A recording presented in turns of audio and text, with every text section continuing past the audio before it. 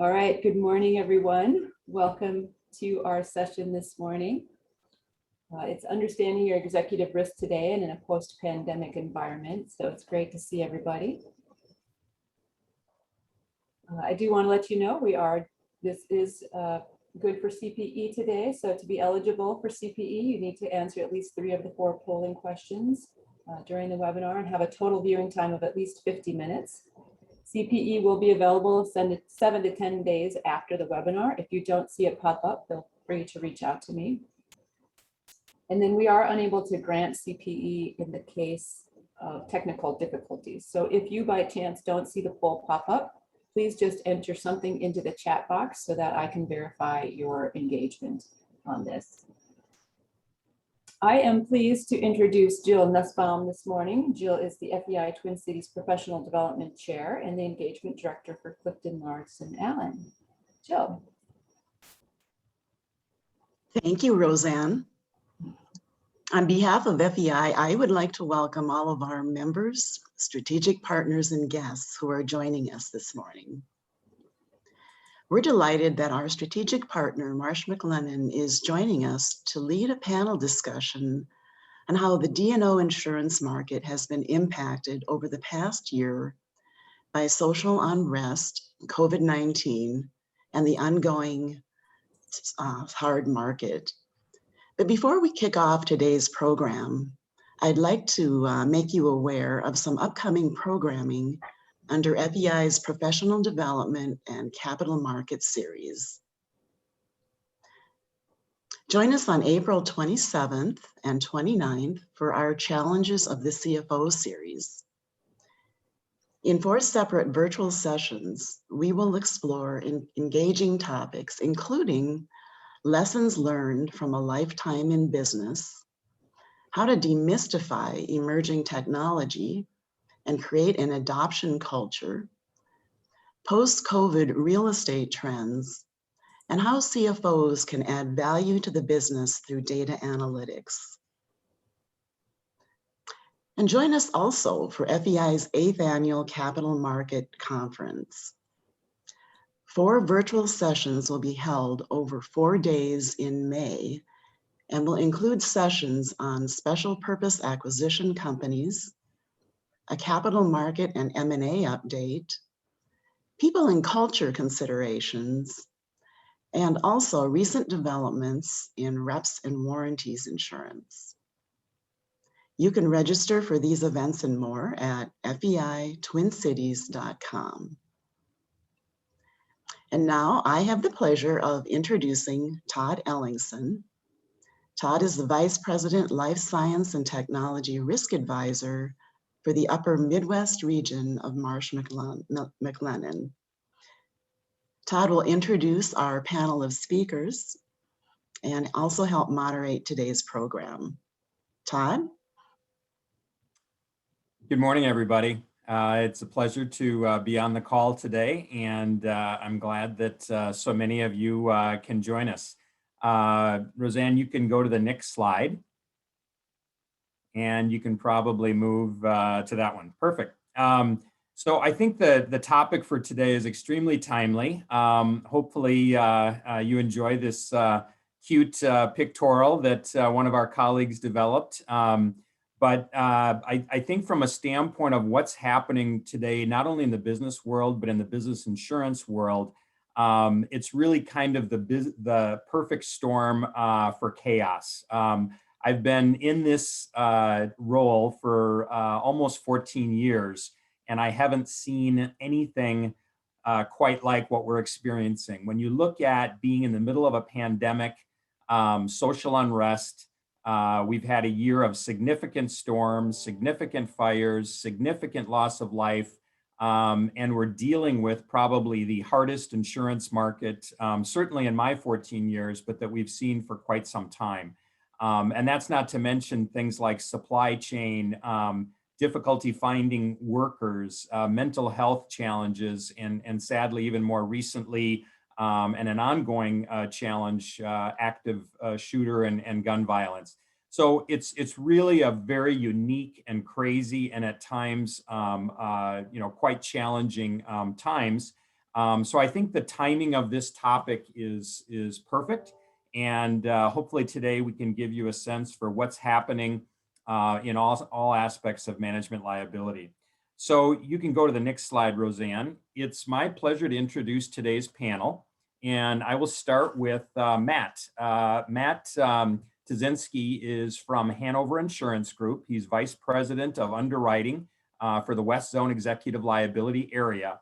He brings 20 years of experience in the underwriting and management of executive and management liability insurance products. He oversees underwriting, profit and loss, marketing, and distribution of Hanover's executive liability lines in the Midwest and Western regions, and he joined Hanover in 2009. And then I'd like to introduce Carrie, my colleague, Carrie Evanson. Carrie is with Marsh McLennan Agency and is the Director of Management Liability Claims for our Upper Midwest region. She specializes in complex claims and understands not only the insurance perspective, but the employer's perspective as well. And she has been in the industry for over 30 years.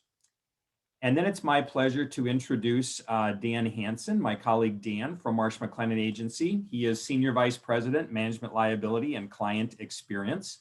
Dan has been in the insurance industry for over 26 years. And in his role, he designs programs to protect clients by managing and reducing executive risk exposure. And Dan also is a recovering underwriter, much like I believe Carrie is a recovering attorney. So you have a great panel here today, and I hope you'll enjoy the presentation. I will be monitoring the chat feature. So if you have any questions, please put them in chat and I will pose them to the team. And I'll turn it over to Matt, Dan, and Carrie. Thanks, Todd. Before we get underway here, Roseanne, would you want to run the first polling question?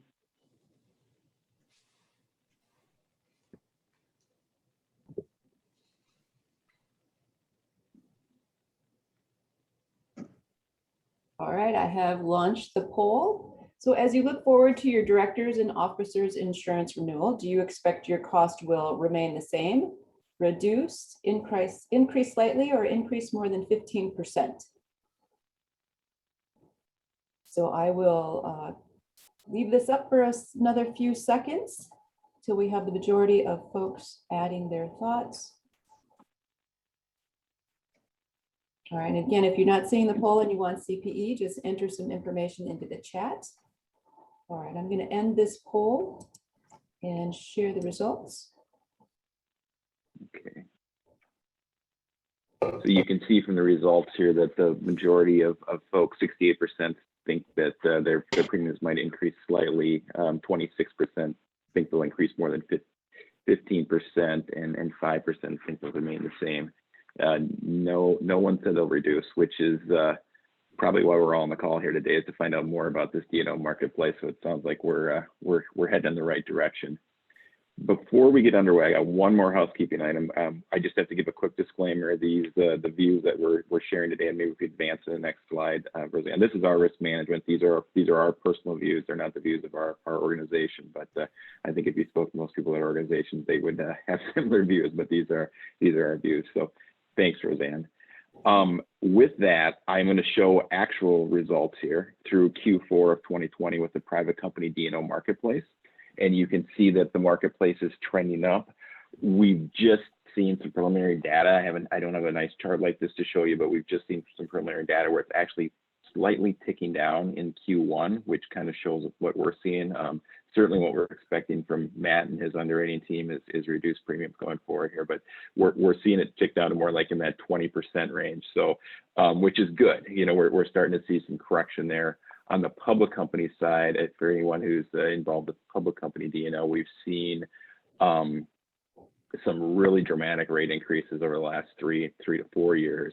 You know, doubling of deductibles, huge rate increases, reduced capacity, and we're starting to see, I would say, I'll use the word stability in that marketplace. It's becoming more predictable, but it's still a very hard and firm market. So that's my view as a broker. I would kind of like to get Matt's perspective on what does he see in the marketplace, and what from the carrier perspective, what do you see, and what do you see coming forward here? Dan, thanks for that. And I'm going to piggyback a little bit on Todd's comments. I would call the last little bit here unprecedented, at least in my time, and certainly with regarding the executive liability market. When you look at previous hard market, even dating back to the early 2000s with the accounting scandals, 9/11, post. That lasted anywhere from a year to 15 months. You look at post 2008 regarding the mortgage crisis, banking crisis. Again, about a year. We are going on between 18 months and 20 months of a hardening market. I would say even before 2020 and the advent of the pandemic, the market was hardening, driven by public company rates going up, increased exposure, more companies going public. And then, pandemic hit, everybody was locked down, rates continue to go up, primarily driven by the unknown, what's going to happen. I know on the company side, we were all sort of anticipating EPL claims going up, D&O claims going up, bankruptcies going up. It was a lot of unknown. And that's pretty much held consistent over the last 12 months, 2020, the same thing as Dan, as you showed in that chart, anywhere from 10 to 25 points of rate on most accounts. I will say that to your comment about the first quarter, we are seeing a softening of the market a little bit. I think this is driven by companies trying to balance the impact of their commercial losses. You saw Texas and what happened in Texas. They're getting more aggressive on the specialty and executive lines products. They're trying to make up some of the losses that they had in 2020, specifically on these. However, I would sort of put a pause on that. I would say that I think rates will soften a little bit, but I think they're going to maintain. And then you look at going into third, fourth quarter, driven by what I think is going to be, and I'm very interested in the FEI panel on SPACs. I think there's going to be an increase in visibility around claims with regards to SPACs, which is going to drive D&O prices up again on the public side. So unprecedented this market has been. Thank you. And Carrie, from your perspective, dealing with claims, what are you seeing in this market? I'm seeing about everything that Matt and you've mentioned, as well as Todd. It's unprecedented. I've been in the claim business for over 23 years. Before that, I was in private practice defending claims. I haven't seen the number like we're seeing right now, and it's across all lines of coverage because of everything that's happening in the world today. But I specifically focus on cyber and liability, employment, fiduciary crime, et cetera. Shareholder class actions are up. Typically, we've seen in the last 3 years about 400 filed nationwide for those years. We are on track to surpass that significantly. Derivative suits where either disgruntled shareholders or activist shareholders file claims on behalf of the company against the directors for breaching their fiduciary duty to the company. Those are on the rise. Many of these are event-driven, such as cyber attacks against the company, where they claim that the board failed to properly respond, or perhaps didn't have enough insurance coverage, or didn't have any cyber coverage at all to protect the company against the loss. Also, sexual harassment, the Me Too movement, that could be another event-driven derivative claim against the board of directors. And then also a big thing we're seeing right now too is board diversity has been a focus, where the allegations are typically that the board breached its fiduciary duties by making false statements about its commitment to diversity and inclusion. Right now, or just recently, California passed a law requiring that all public companies have a certain number of individuals who fit within diverse segments of the community. I mean, they had one earlier, I think it was in 2018, where the boards had to have a female on their board. but now it's much broader. And if you're operating in California or you sit on a board, you may want to take a look at that. And you know, not to mention and forget, but we'll talk about this in greater detail in a few minutes, but the cyber attacks and specifically ransomware attacks, they are on the rise. And for instance, just today, I have 4 calls dealing with active cyber claims and social engineering, et cetera. They're on the rise, and primarily because employees are working from home and these cyber criminals have a new way to get into the company's networks, et cetera. So anyway, we'll be covering that in a little bit more detail, but claims are on the rise. We don't see anything settling down, and especially as we return to work, what we'll see on the employment side of that, and I'll get into that in a little bit as well. Yeah, really quick and piggybacking off that, Carrie and Dan, I think one thing that's worth noting is in addition to D&O, what I've seen in the market is, again, I don't want to use this word, but unprecedented, where all the coverages that make up a management and executive liability package, D&O, EPL, fiduciary, crime, K&R, cyber, the market has changed on all of them. I think that I've never seen that. Usually it's an EPL driven market or D&O driven market. Where rates are going up on all of these products, and we're seeing claims on all these products as well. Yeah, no, exactly. I think as a broker on the D&O side, you can walk in the room and you're usually the good story, and it's not been the case here for the last couple of years, where it's been a great story for a decade before that on the D&O, the EPL, the cyber. So yeah, and I think interesting times. One thing that's interesting is that talking about event-driven suits, I think some of the D&O exposures that we're seeing, the risk factors are associated with the other lines. And to Carrie's point, we'll get into that a little bit later. But it's interesting to see how they're piggybacking off each other. So that might be a good segue to run our second polling question here, Roseanne, if that would work. Yes, I just launched it. So the question is, in relation to your risk management program, what does BIPA stand for? Bad Insurance Promotes Arguments, Biometric Information Privacy Act, or Blind Insurance Professionals Association? We'll let that run a little bit. I want to mention too, if you do have any questions for our panelists, please feel free to enter them into the chat box. We will be monitoring that. All right, I'm going to give it one more minute here, one more second more likely. All right, I'm going to end this poll and I will share the results. Okay, thanks, Roseanne. 10% feel that BIPA stands for Bad Insurance Promotes Arguments, which is probably true. That's one of the few, there's a lot of initials that are used in insurance. That's one of the few that I don't, and people just flat out say that when they talk about insurance, they don't say BIPA, but it more commonly is used to describe the Biometric Information Privacy Act at 90%, which is what people wrote. So that is correct, and we'll touch on that a little bit more and how that can affect your risk profile here in a few minutes.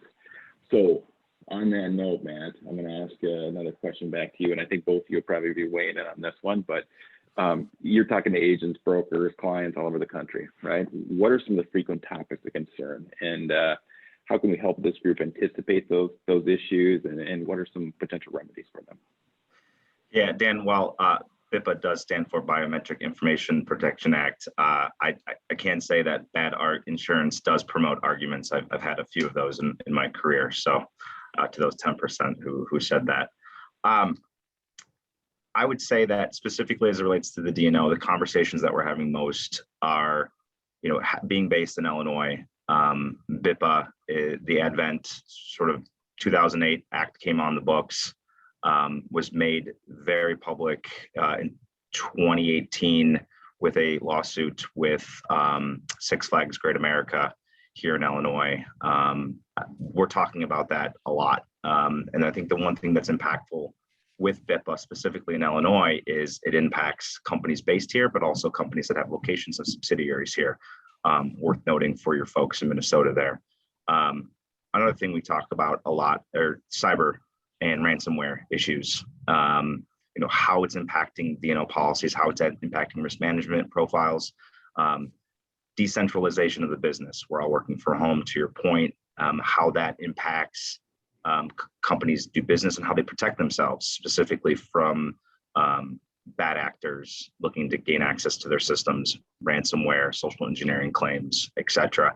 But also EPL. How are you managing your employees from diverse locations, not all in one office? I think is important. And these are the things we're talking about. We're trying to maintain, from a financial perspective, ensuring that companies are, taking the proper procedures. There's a lot of disclosure issues going on. I think companies that are a little proactive in their disclosure, maybe being a little bit trying to be more positive. Companies that are sort of being a little bit more negative, that are impacting their financials. We're trying to maintain the integrity of our book of business by walking through some of these exposures with our brokers and subsequently their insureds, giving them information that they need to ensure that their risk management profile. And I think that's one thing that, I mentioned a little bit earlier is that how these cyber claims, these crime claims, and potentially these EPL claims are bleeding over into the D&O policies, and ensuring that they have a D&O policy, because if their executives, Ds and Os fail to act to ensure that their systems are protected, they went through the proper procedures, their risk management profile looks good, then that could impact their D&O policy, or from a liability perspective, they certainly can be held accountable to that. And that's really, I think from a D&O perspective, the stuff that we're focusing on that's come up. One thing that's worth noting is, we were concerned about bankruptcy and financial issues as the company's going through COVID-related shutdowns, impacting their financial statements. If you look at SEC data over the last year, there was a 13% increase in accounting-related security lawsuits, driven by accounting issues. This is the highest since 2011, and made up almost 35% of all SEC claims, specifically security suits, specifically for accounting related issues.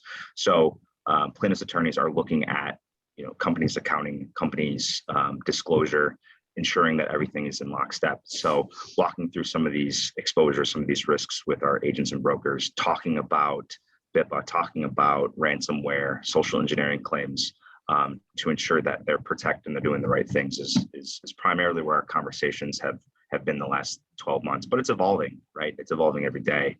And we're seeing people go back to work. We're seeing people being rehired.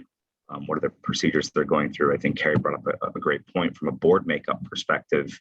A new wave of I&D, inclusion and diversity. California was the first, but I know that there's many states that have talked about legislating, board makeup and how that works. So that's something that we're going to be certainly looking forward to as it relates to the D&O policy. I can just add on to that from a claim perspective.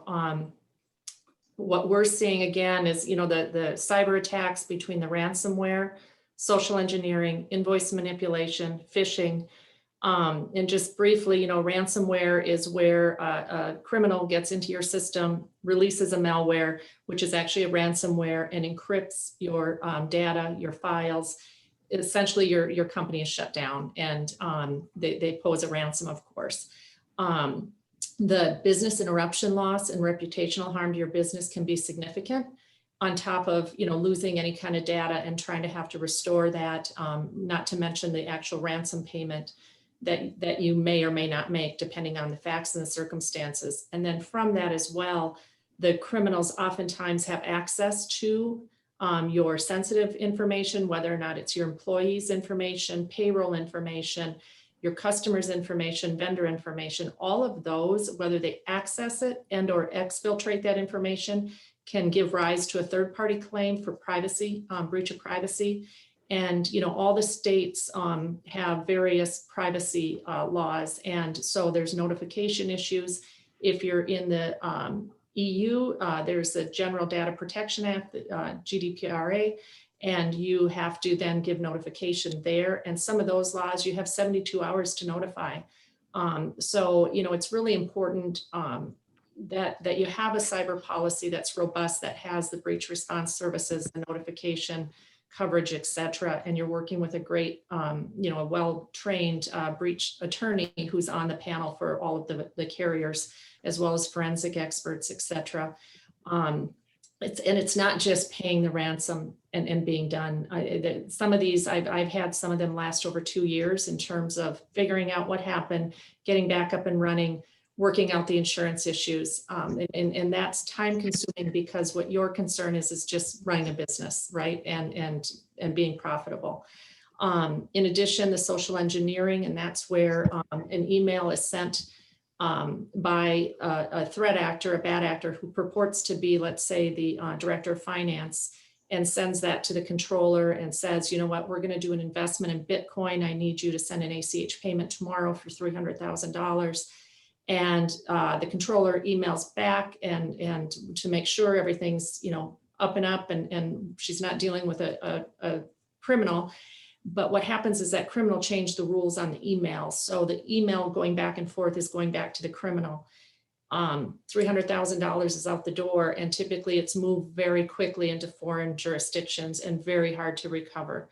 And that was a true story of something I'm dealing with as of yesterday. So I didn't just make that up off the cuff, but oftentimes that's the pattern.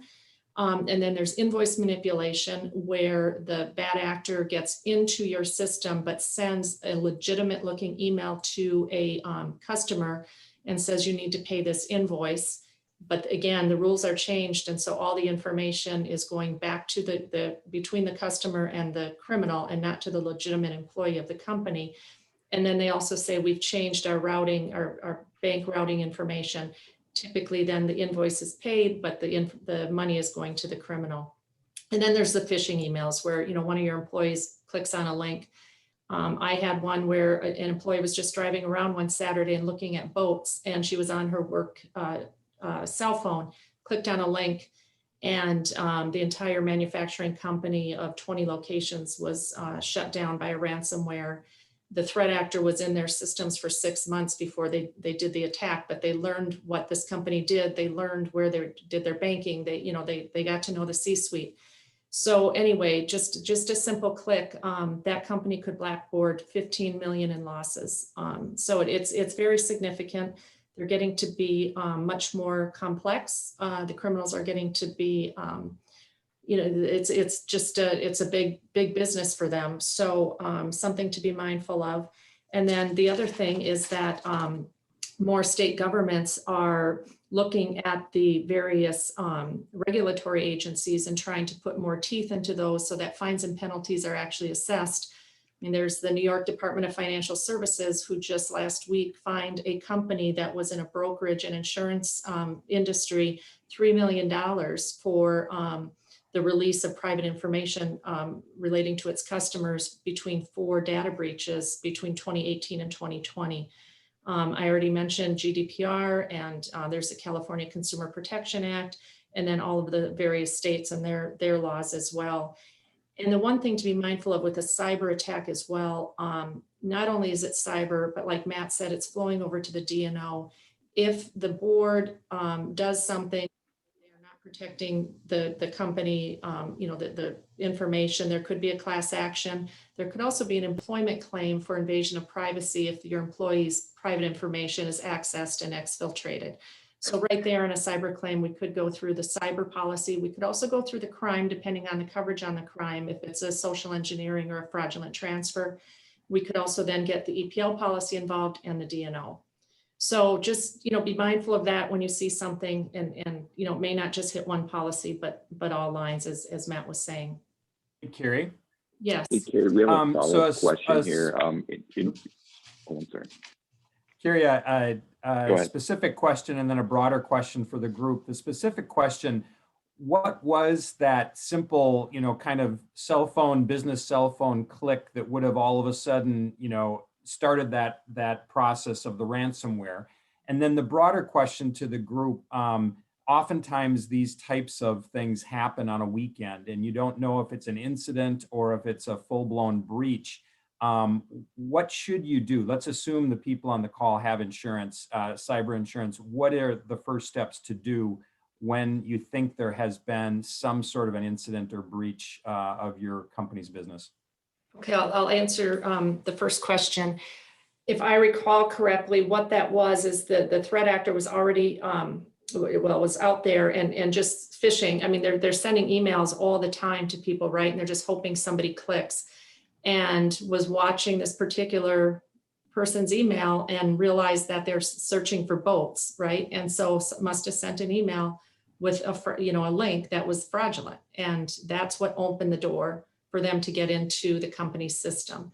So again, there I would say training, tabletop, exercises, your carriers offer them, Marsh & McLennan, I mean, other, brokers offer them, et cetera.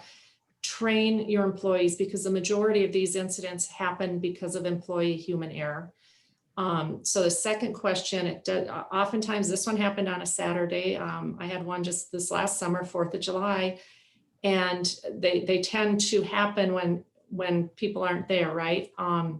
So you have a cyber policy. In your cyber policy, typically there is a 1-800 24/7 number for the breach response team at your company, your insurance carrier. Call that number, make sure you have that number, and don't just keep it on your computer, because if you are hit with a ransomware, you're not going to have access to your systems.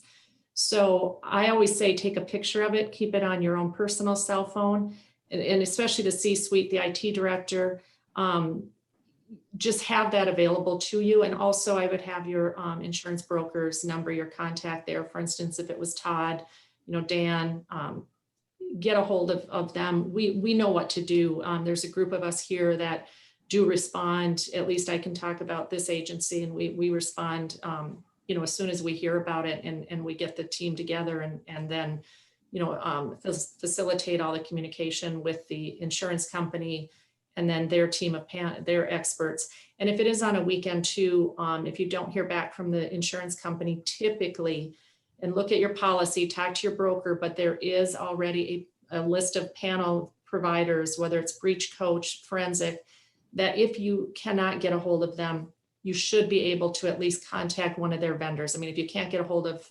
Hanover, for instance, they should have vendors that you can reach out to, because minutes matter, hours matter. I mean, these criminals are moving quickly, and the more they can get into your system, the harder it is kind of to get them out. So hopefully that answered your question.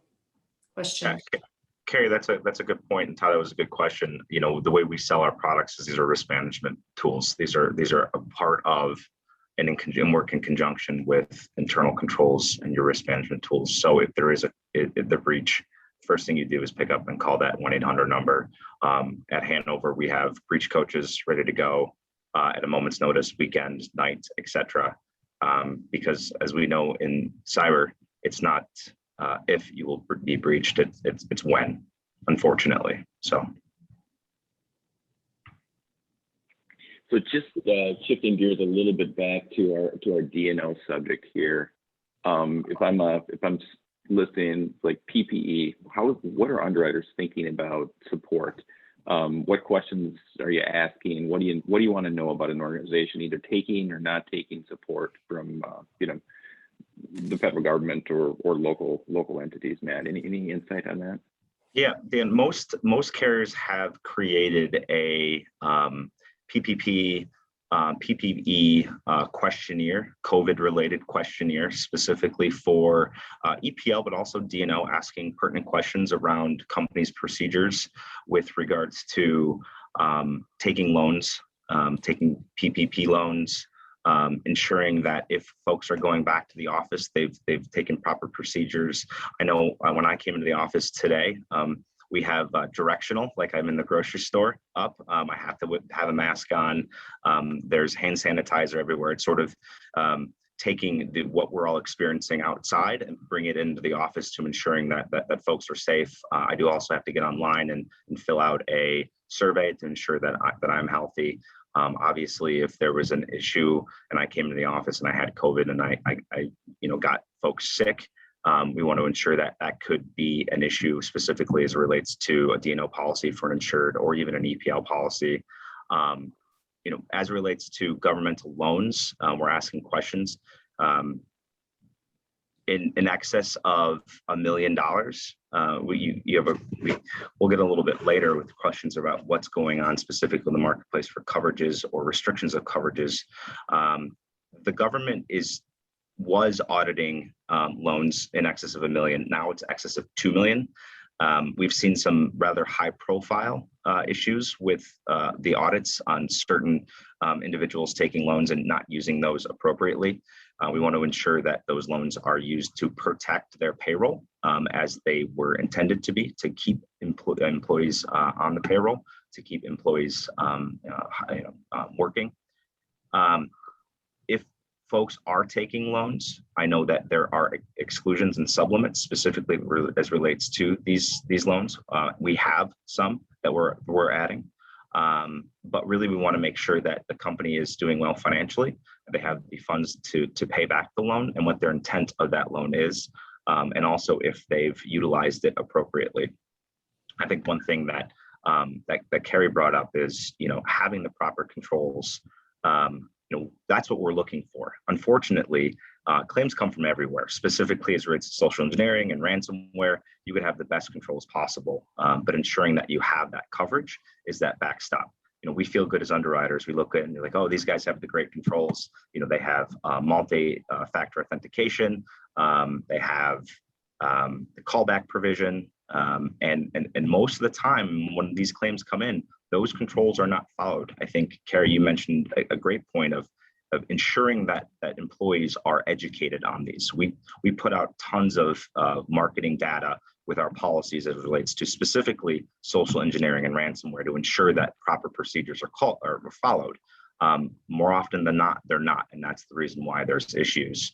That could be with regards to anything, ensuring folks back to the office, taking loans, etc. We had a social engineering claim where the CEO sent an email to the CFO. Now, the CEO's email was a bad actor posing as a CEO. Their offices were right next to each other.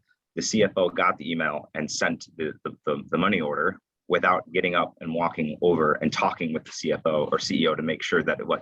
These are the stories that we see all the time. These are the claims that we get all the time.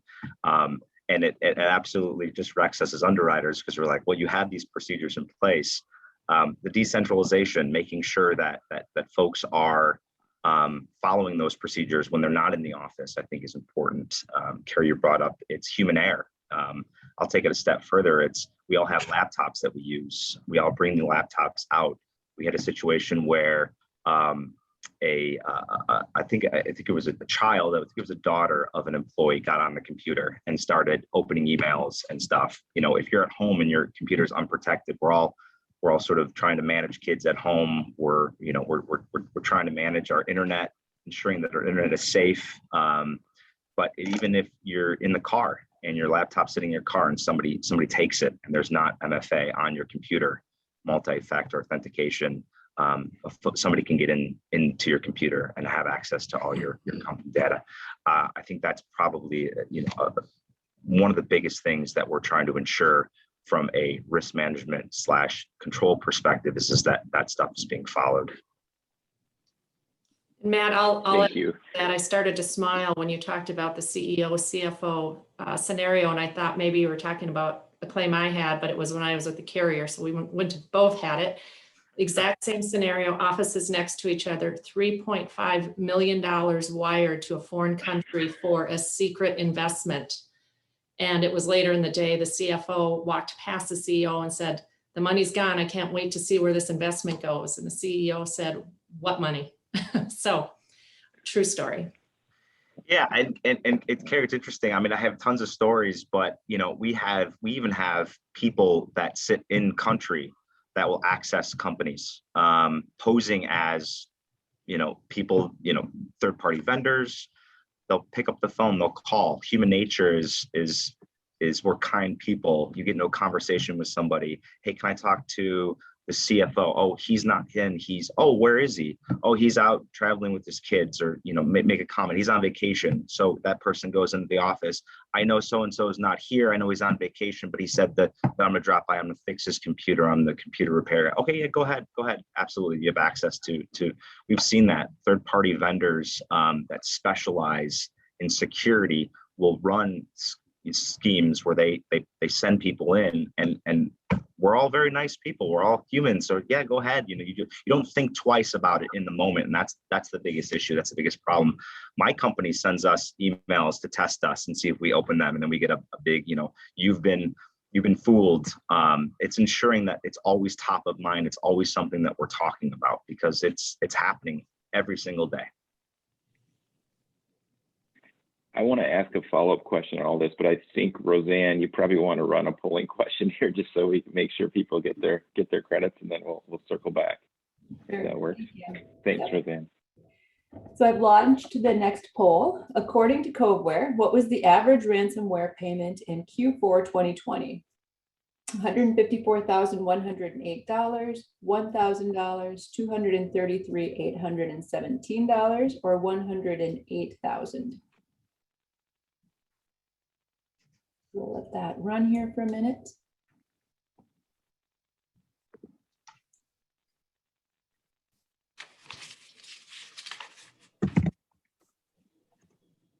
All right, I am going to go ahead and close the poll.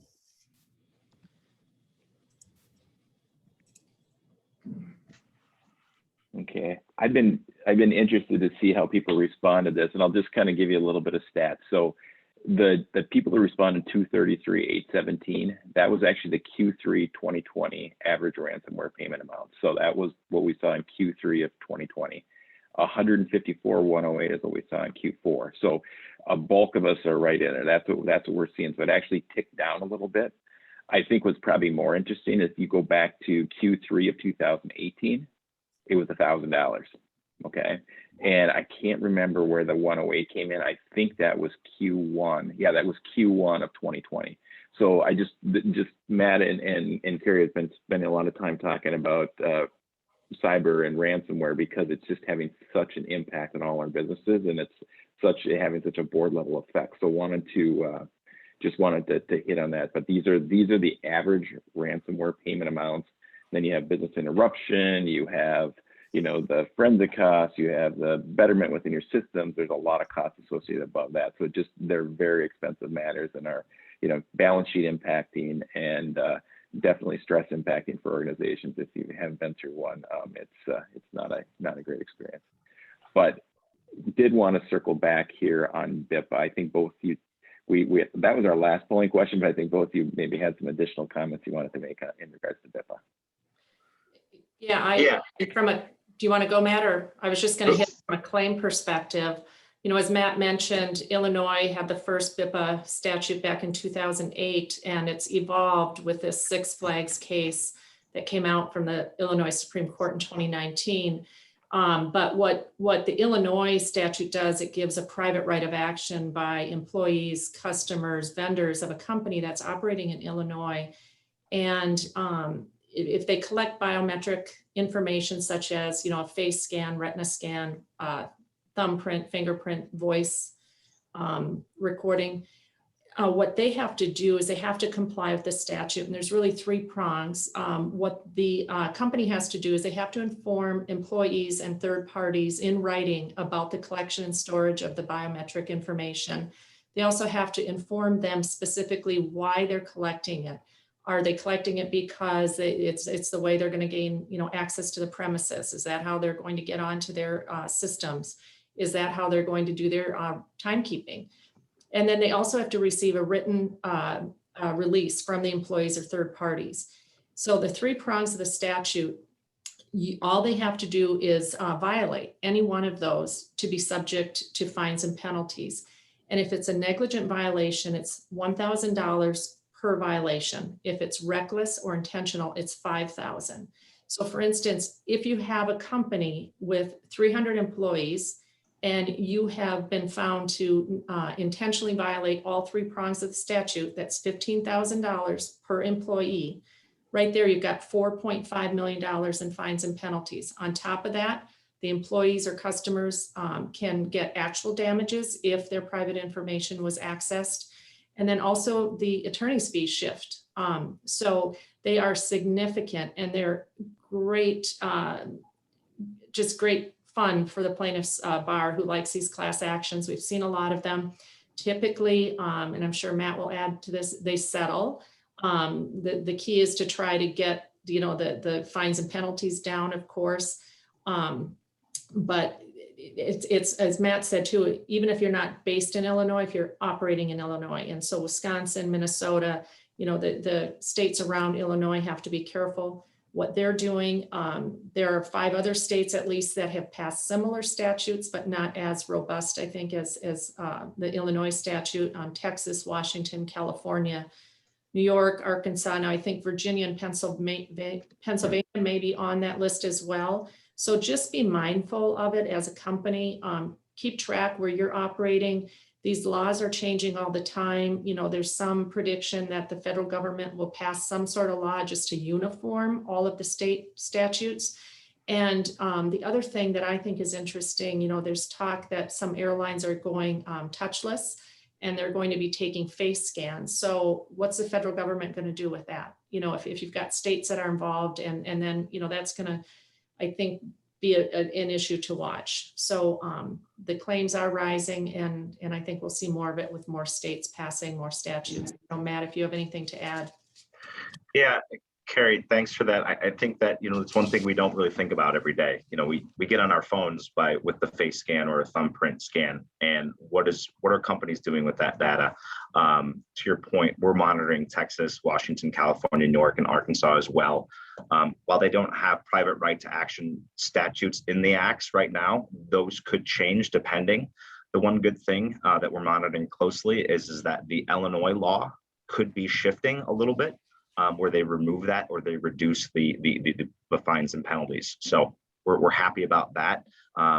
We have seen companies as far as Carolina, Florida, Colorado that have locations or subsidiaries here in Illinois that we've covered claims on. And I think that's another thing that is worth mentioning, of going back to ensuring that you have the proper procedures in place specifically for the locations that you're in, because each geographic location represents different risk management, different risk exposures that you need to address.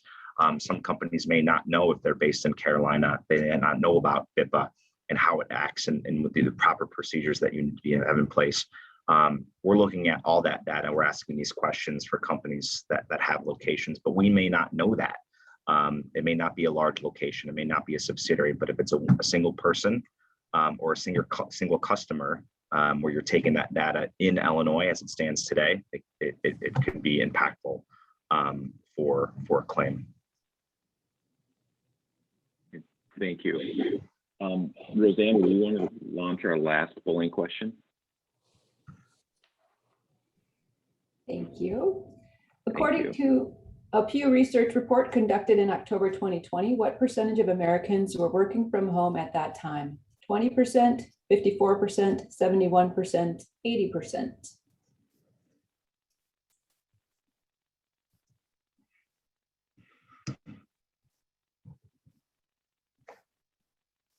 Got some answers still coming in here, so we'll give it a few more seconds.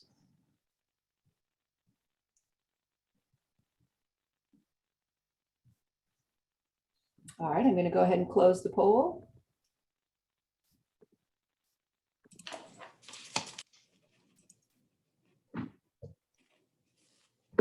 Okay, thank you. So we have 4% saying it's 20% are working from home. We have 48% saying that there's, I'm sorry, 48%, yeah, saying that 54% of the people are working from home as of October. 26% are saying 71% were working from home. This is tough for me. 2% isn't the same thing, and 22% and 80%. So the actual numbers were 71% as of October were working from home currently at that point. I think interesting, before the pandemic, about 20% of the U.S. population was working from home, And of the research that Pew polled, 54% said they would like to continue to work from home after the outbreak or once it's deemed safe to go back into their workplace. So we're going to see expecting to see a shift within workplace and how people are working. We are running, we got about 9 minutes left here. I think we could probably, we like our insurance. We could talk all day here, but we'll please ask questions of what's important to you. But I'm gonna throw a question out to Matt and Carrie. Maybe Carrie, I'll throw it to you first. But if you're to pull out your crystal ball, which I know yours is finely tuned, what do you see? What are some upcoming issues you expect? What do you see happening in this marketplace? Well, we've talked about, cyber, that's going to continue, obviously. We've talked about, the derivative and the SEC claims. One thing we really haven't talked about is the employment claims. We do see or expect to see them rise, especially as we move back into work. And, the questions that are going to be facing all of the companies is, do they return to the office? Who returns?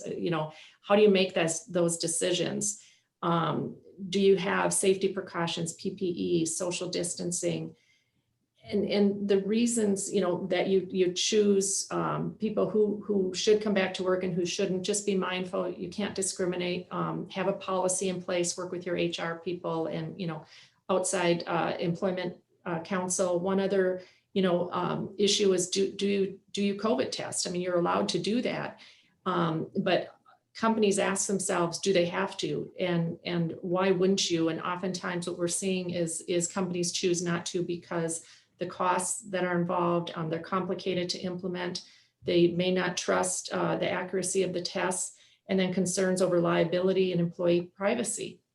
The other issue is, do you require employees to get vaccinated? The EEOC has guidelines. You can just Google EEOC guidelines on COVID vaccinations, but employers can require their employees to be vaccinated. The issues that you're going to run into, however, is if an employee chooses not to get vaccinated. You have to be very careful when you ask questions. Why did you choose not to be vaccinated? If you probe too quick, too much, too deep, you could violate the Americans with Disability Act or the personal information or medical information of the employee. So the EEOC has come up with their guidance, require the employee to document and substantiate the need to accommodate. For instance, if they say, I don't want to get vaccinated, I want to work from home. Can you accommodate them? Are the employee who is an employee that has to be in the office at least, full-time or pretty much full-time? Then you have to determine whether or not having that employee in the office is a direct threat to the safety of the other employees. I mean, are you in a restaurant? Are you in a school? Just depends on your class of business. Or are you in a business where they can social distance? Make that determination. If you determine they're a direct threat, then you have to go through the interactive process of whether or not the accommodation can be made. Of course, it can't be an undue hardship on the business. The last resort is termination. But again, before you do that, I'd speak to your employment counsel. So I think those are some of the issues we're going to see, discrimination issues as well. Again, the policy on all of this return to work, just make sure you're treating everybody fairly. So that's what I see, in a nutshell. Yeah, Carrie, I'll piggyback on that. It's worth noting this past year, the EEOC has now started communicating with companies via email. Which was a large issue previously that it had been by mail, and to notice folks of potential issues now via email to ensure that the information was being passed on. But I would echo Carrie's sentiment specifically as relates to the changing geopolitical environment we find ourselves in with regards to vaccinations and return to work that affect EPL specifically that we're monitoring. In addition to HIPAA violations of employee information, we also look at potential political or religious issues as relates to the vaccination that we're keeping an eye on and how folks handle that. But I would assess that, at least with my company and most of the companies that we look at, you're going to see folks working from home for the extended future. So for us, we're continuing to maintain proper controls being implemented for the decentralization of their business. They feel comfortable with the information that they have and their employees are sharing is protected appropriately, and that they can continue to conduct their business. If their supply chain or their customer chain has been disrupted, have they made proper shifts to those to go and acquire a new supplier or acquire new customers? Those are the things that we're maintaining the longevity of the business and how they impacts in today's environment, which we've completely changed how we sort of look at exposure and risk in this decentralized market. One thing that I'll add really quick, Dan, is as it relates to coverage changes. I think that there's a couple things that we might see in the D&O policy in particular.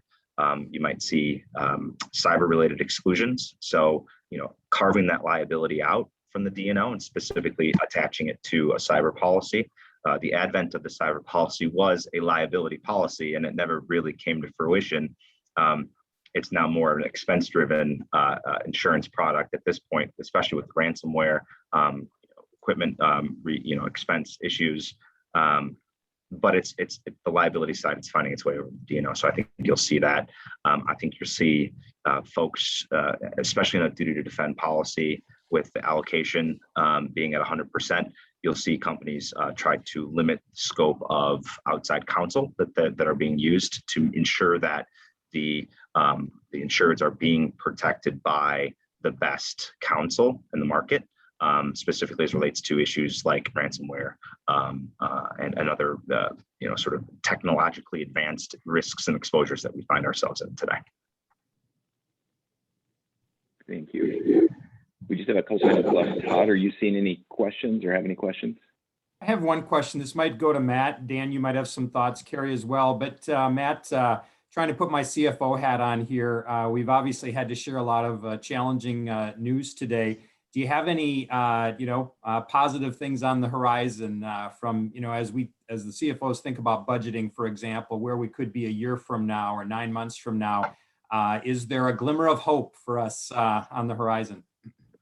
Yeah, Todd, I think there is. I think that the softening that we're seeing the first quarter here will continue. I think it'll be market driven, but also I think you look at construction companies post 2008. Those were the best construction companies to write because they sustained through that dip in the market. Just as companies today that have gone through the last 18, 24 months, they're stronger today. They're more well equipped to handle the exposures that we've talked about. So there'll be better risks on a go forward basis. I think disclosure is important. One of the things that we think about all the time, and I guess the advice I could give is that frame that story. We as underwriters look at the story, we try to create our own, but if you can shift that narrative in a positive direction for us, you can give us that information. Like, we're well equipped, we're in a good spot, here are controls that we have, we educate our employees, we talk to our customers about these exposures, we've handled the decentralization of the business. That's a better risk for us, and that we'll certainly take that into consideration. Those types of risks, hopefully we'll see those flat renewals or those reductions as we start to maintain our book of business. So I think there is some positive in the marketplace. I think that we've experienced it. Not to go negative again, but there are going to be some challenging EPL issues. That can be another hour that we could talk about EPL specifically, but from a D&O perspective and from a company perspective, because that's what we look at when we underwrite D&O. We look at their financial statements, we look at the construct of the company, how long they've been in business, et cetera. If that stuff is good, I think you're going to see D&O prices start to flatten out a little bit. So that's positive, but don't tell anybody I said that. Yeah, and I know we're out of time here, but I would echo what Matt said. You can distinguish yourself in this marketplace. There's a herd mentality when you're going a down market. When the market's a little bit harder, you can look better than the rest of the pack, right? And how you package yourself, how you talk about your financials, how you lead into your decision making as an organization. So we put a lot of our clients on the phone with people like Matt to explain their story, tell their story, where we maybe haven't had to do that in the past. But if we can tell that story to the underwriter and make them feel better, they're going to get a better result. So I'm sorry, I know we're out of time. I want to thank Matt and Carrie and Todd and Roseanne and everybody for all the work you did here and putting this together. So thank you. We really appreciate the opportunity. Thank you. It's great to have all of you. Thank you as well. We appreciate your time today. We are going to send an email out in a little while that will have contact information for Matt, Dan, Carrie, Todd. So if you do have additional questions, please feel free to reach out to the MMA team. That will also include the recording from this meeting as well. So I hope to see everybody at another event soon. Have a great day, everyone. Thank you. Thank Thank you, you. everyone.